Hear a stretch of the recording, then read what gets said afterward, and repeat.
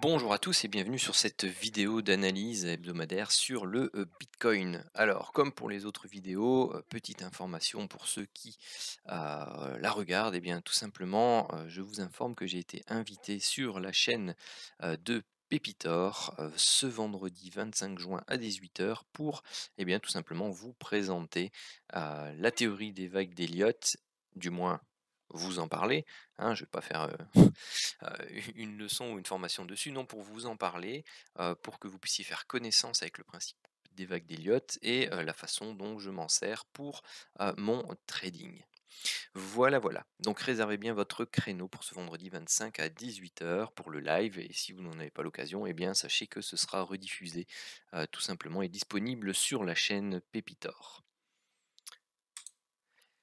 Alors, regardons un peu l'évolution de notre copain le Bitcoin. Donc pour ceux qui ont suivi les vidéos précédentes, tout simplement les achats que j'avais ici et le petit renfort que j'avais un peu plus bas, eh bien ils ont été, vous en doutez, stoppés.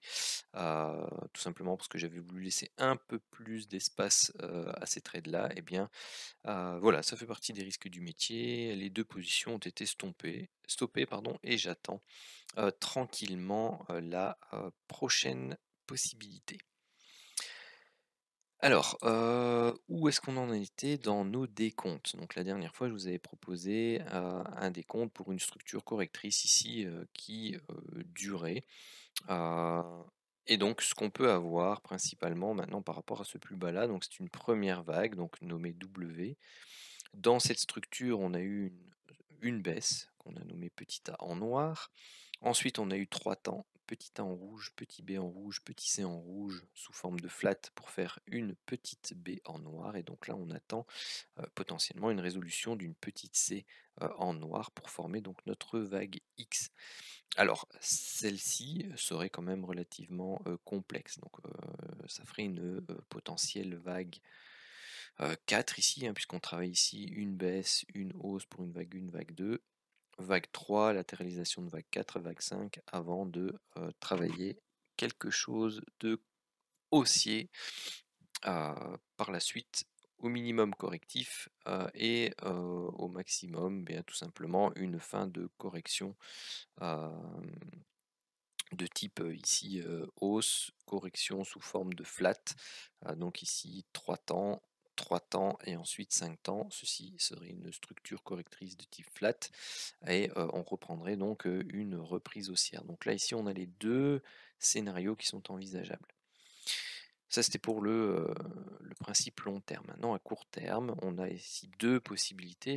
La première, c'est celle que je viens de vous présenter ici. Donc, on attend une dernière plus bas qui, logiquement, ne devrait pas faire un plus bas par rapport aux 30 040 afin de faire la vague X. Quoique, elle pourrait, hein, théoriquement, elle peut. Hein.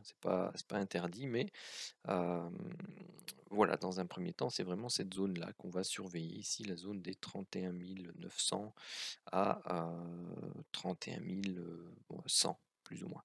31 050 d'ailleurs. Pour finaliser donc la sous-vague C de la X et ensuite partir en 3 temps pour rechercher donc un plus haut ou une proximité de la vague W.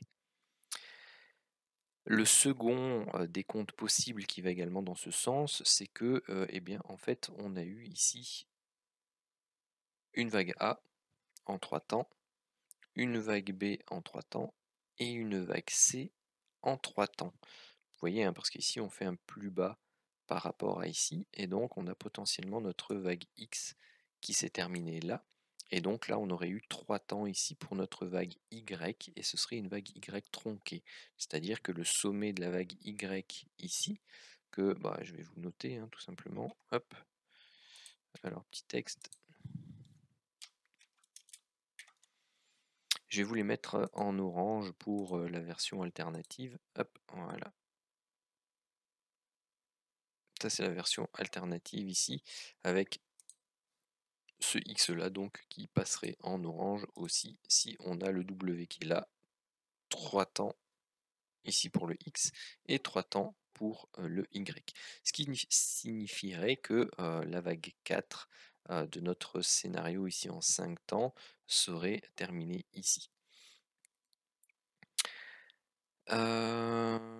Donc ça, c'est pour le scénario structure complexe et donc ici on attend une baisse en 5 temps pour une vague 5 qui elle peut descendre bien entendu plus bas et aller rechercher le bas de la zone ici des 27 940. Ce qui est également encore possible, c'est que si on travaille ce type de structure, eh bien, vous voyez qu'on peut avoir ici, ah bah non, ici il n'y a pas la possibilité de faire des dessins. Donc vous avez ici la hausse, une baisse hein, qui fait un plus bas de nouveau par rapport à ça. Vous avez ici une hausse en 3 temps, hein, je compte à chaque fois les 3 temps ici, hein, qui fait un plus bas par rapport à ça, et j'espère que vous me voyez venir. Bon après ici c'est pas quelque chose en 3 temps pour l'instant, mais on aurait un 3 temps qui ne fait pas un plus bas par rapport à celui-ci, et de nouveau un 3 temps qui ne ferait pas de plus haut par rapport à celui-ci, et on déplace donc la construction de notre structure triangulaire que l'on tentait d'observer hop, au début ici à l'intérieur. Donc voilà, ça ce sont les 3 scénarios, pardon, scénarii possibles encore sur la structure correctrice que l'on voit ici au niveau du Bitcoin. Donc pour l'instant, bah, ce qu'on peut faire, c'est en 4 heures, bah, c'est travailler éventuellement ici un setup de divergence qui est encore valide pour le moment.